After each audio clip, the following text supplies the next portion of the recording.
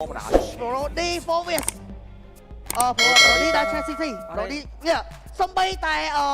ไอ้กี้ก็กัดเคยเนี่ยก็กัดแท้เนี่ยมาเลยครับไอ้กี้ก็กัดเคยบอกก็กัดแท้เกมนี้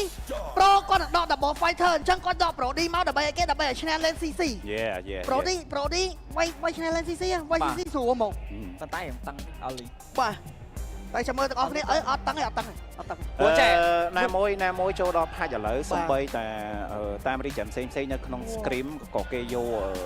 โปรดีได้โปรได้ซาเลยโปรดีคลั่งบาสูไวแต่เราพวกไฟเธออย่าบอกไปใต้มือที่ถ้าสำหรับฮีโร่โปรดีออฟเซอร์มินิไซด์แบบชุดไฟโอ้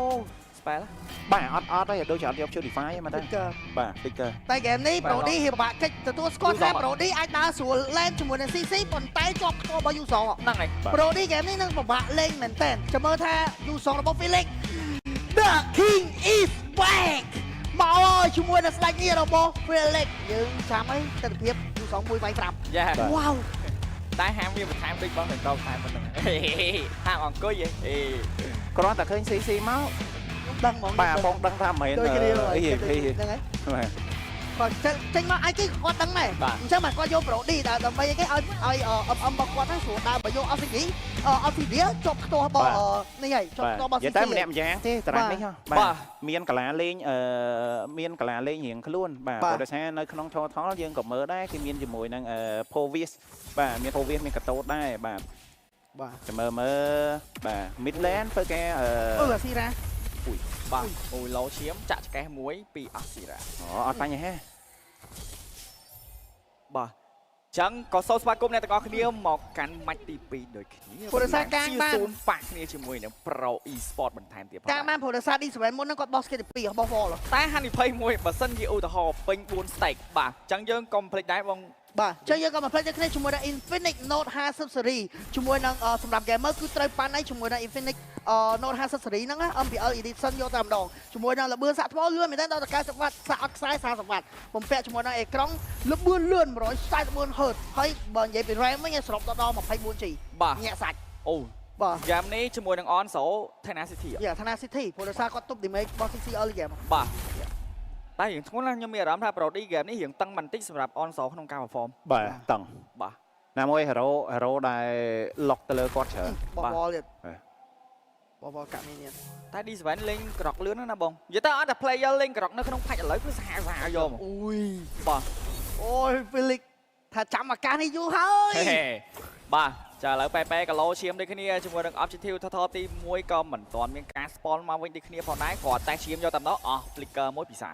Shadow ឆ្លាតព្យាយាមអត់ឃ្លាមមីនៀនទេបាទដើម្បីអាយ៉ាជាប់កបោកវាយយកតែម្ដងជាមួយនឹងការបោះ Shadow ពី Asu អានឹងចូលវាយតែទេជាមួយនឹងការប្រើ spell ឈាមពីប៉ែប៉ែតែ Felix អាចនឹងលងខ្លួនជាមួយនឹងការដៃ first blood បានទៅលើ Shadow បានហើយបន្តទៀតជាមួយនឹង D7 អាចមានបញ្ហាដែរទេអត់មានជាមួយនឹង flicker អត់មានជាមួយនឹង ultimate ទេចាញ់ flicker off free flicker dual mid lane បានហើយពីខាង pro e-sport free total បាទ free total បាទនៅខាង top lane បានមានការតេស្តជាមួយនឹង full stack អូខ្ញុំចង់និយាយមុននឹងជាមួយនឹង ultimate របស់ pro D full stack នៅពេលដែលបើក spell long មិនដឹងចុកប៉ុណ្ណាឡងខ្លួនឯងបាទវិញជាមួយនឹង Shadow បើយើងគិតទៅគាត់ឆ្លាតដែរគាត់ខំបង្តម្លាក់មាននេះអត់ឲ្យ Felix clear ស្រួលទេអាពេលតែចិត្តផ្ទុះខ្លួនបិទអាតេសហ្នឹងមួយយកមកបាទអញ្ចឹងថតទី1បានទៅលើ See you soon បាទក៏ដូចជាស្បែកជើង physical defense ពី Shadow នៅ early See you soon នៅតែធ្វើបានល្អបាទចាប់ដើមហើយបាទមិញ Felix គាត់រៀង aggressive ពេកបាទគាត់រៀង aggressive ពេកបាទគាត់ថាវាយបានហ៎ hero រៀងវាយបាននៅ early ទៅមានណាគេហៅគេមានវាយមួយស្មើណាបាទគេយក3មកវាយហ្មងបាទតែឲ្យ credit ទៅប៉ែដែរដែលគាត់មានប៉ែឈាមចុចឲ្យហ្នឹងអាចនឹងប៊ីដាច់ដែរមិនវាយបានពី brand TC បាទអាយ៉ាអូយបាទច្បាស់ដូចគ្នារៀងលឿនបាទអញ្ចឹងវារៀងស្ងប់ស្ងាត់ទេនៅក្នុងម៉ាច់ទី2របស់យើងអូសាឃើញមែនទេអត់ឃើញទេមិញអត់ឃើញចេញមកមិញអត់ឃើញបាទស្មៅច្រើន2នៅក្រុម3ដូចគ្នាចង់ pick up Shadow ណូ Shadow ឆ្លាតណា Shadow ដឹងហ្នឹងហើយព្រោះបើ Felix អត់ចេញ clear lane នោះបាទហើយបាត់ map ពី map អស់មើល map បាត់បាទគេឃើញដែរនៅ top lane តែបាត់300យកហ្នឹងគូសែនបាទគាត់ថា brilliant រ៉ាមាន ulti ក្រកបាទ first item ប្រឡែរហ័តស៊ីណាបាទក៏ thời ấy rồi đi bật ra hai tờ xí quay vào mà đây bỏ đây cho cô បាទហេតុតែស៊ីក៏នៅតែល្អជាជំរឿល្អហើយមក effect កាន់អាវ៉ៃរែងឆ្ងាយក៏ល្អតែបើគិតហេតុតែស៊ីល្អជាងមកបងណាគិតថា 1v1 បងនៅលើ lane goal lane ស៊ីស៊ីបាក់បិទទៅឃើញបាក់បិទប្រូឌីណាព្រោះដោយសារប្រូឌីដៃវាឆ្ងាយ បាទទី2មក knock up ទៀត បាទអស់ brilliant យី knock up stun បាទ បាទចឹង objective នឹង spawn មកក្នុងរយៈពេល8វិនាទីទៀតពីខាងសមាជិក team ទាំងពីរតើអ្នកណាអ្នកយកជាមួយនឹង total ទី2នេះបានផងដែរបាទនៅផ្លូវ mid lane បាទ duo mid lane នៅតែបន្តការ clear ប៉ុន្តែយើងមើលជាមួយនឹង Asira នៅក្នុងការ copy ultimate របស់ D7 បាទហើយបើសិនជា game នេះអូនោះចាញ់ហ៎បង ណែប្លែតហាតស៊ី first item ណាមួយចេះឥឡូវបើយើងមើលទៅលើតារាងរបស់ខាងប្រុស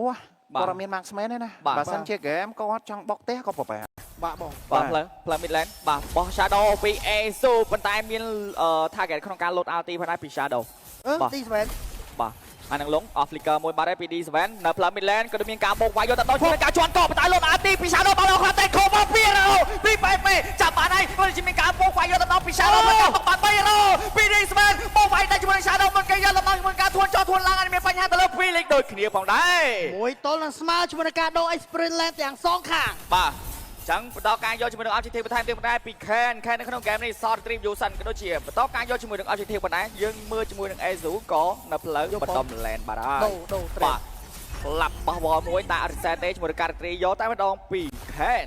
បាទបានហ្វមក្រោម trade ជាមួយនឹង total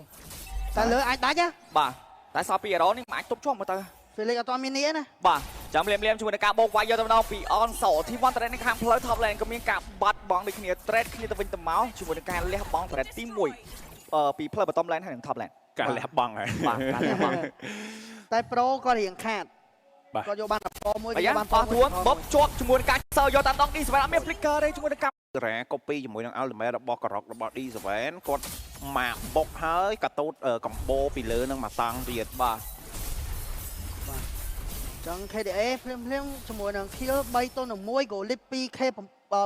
4ក្រែលដែរខាងក្រោមឲ្យដាច់ទេបងបាទ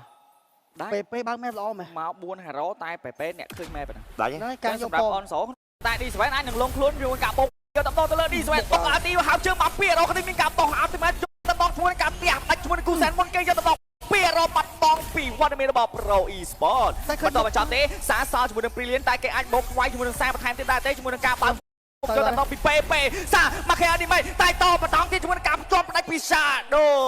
បាទទៅរៀងឆ្ងាយពេកភ្លាមរៀងលងដែរបាទគាត់មិនគាត់សល់ Faker ដែរតែគាត់ Flick បាទគាត់គាត់ថា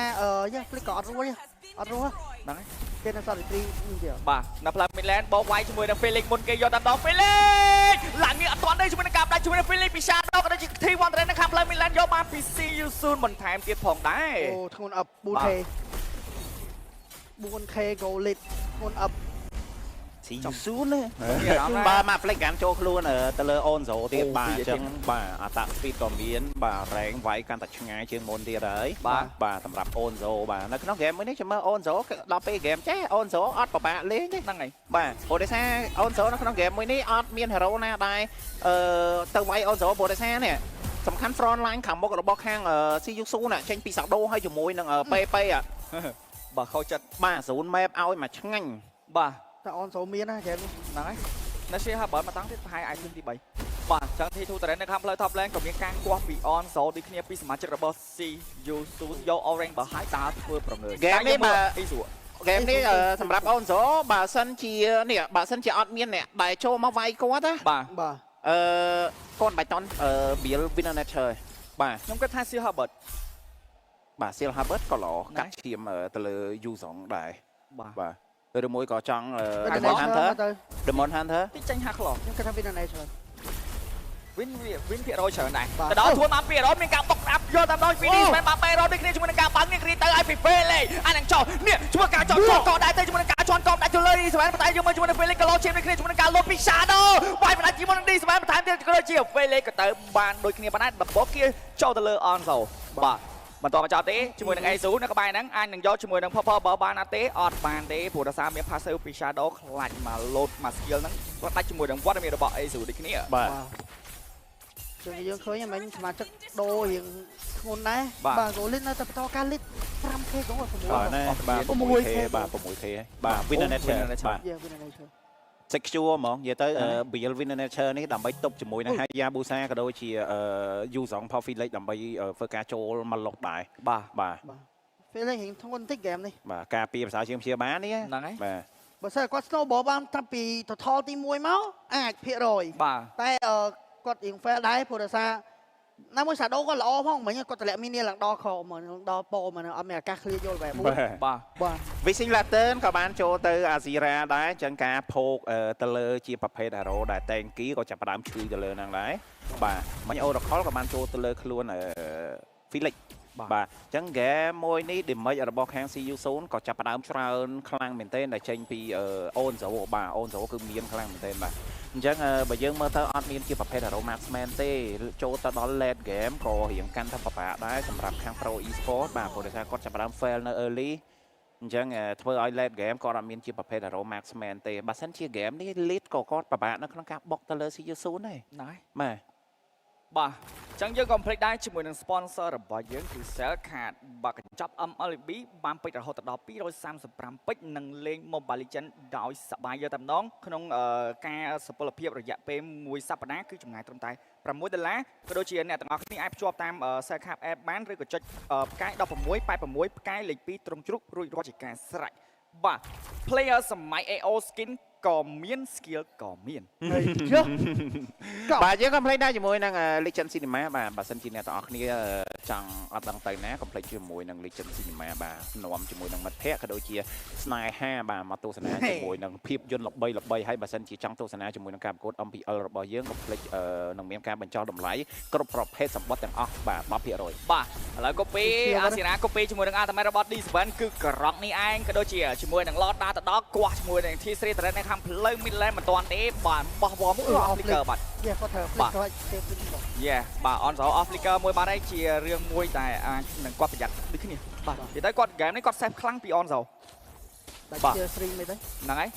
បាទប៉ុន្តែមិនតបចប់ទេពីខាង CU0 ក៏បន្តការបុកនៅ bottom lane ដូចគ្នាជាមួយនឹង T3 នៅផ្លូវ bottom lane អាចនឹងមានបញ្ហាដែរទេឬក៏ការ make play ចេញពី Ken អូ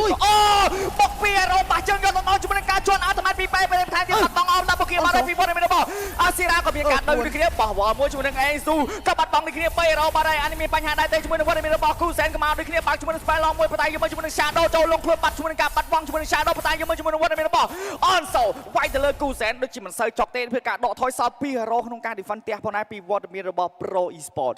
មិនទាន់បញ្ចប់ទេធ្វើការវាយជាមួយនឹងផ្លូវ bottom lane ផងដែរពីខាង CU0 game នេះអាចនឹងបញ្ចប់ឬក៏មិនបញ្ចប់ធ្វើការដកថយមកវិញដូចគ្នាបាទអាតាណាស៊ុយក៏បានចូលទៅលើខ្លួនPP ផងដែរបាទ